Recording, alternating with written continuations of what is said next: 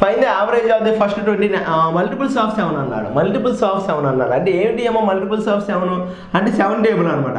అంటే 7 ఇంకా 7 యొక్క మొదటి 20 గుణిజాలు సగటు ఎంత అన్నాడు. అంటే 7, 14, 21 7వ టేబుల్ అనమాట.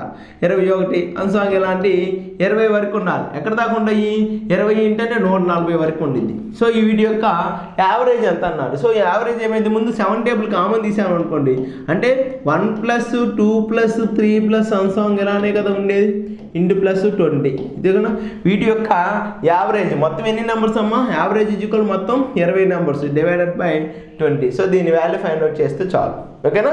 ఓకే రైట్ చూద్దాం ఎలా చేద్దాము. సో 7 ఇంటూ ఇదేంటిది 1 + 20 అంటే సమ్ ఆఫ్ ది 20 న్యాచురల్ నెంబర్సే కదా. సమ్ ఆఫ్ ది 20 నెంబర్స్ ఏమిందమ్మా 20 × 21 డివైడెడ్ బై 2నే కదా. ఆల్రెడీ ఇంకో 20 ఉంది 1/20 ఈ 20 ఈ 20 క్యాన్సిల్ చేసేద్దాం.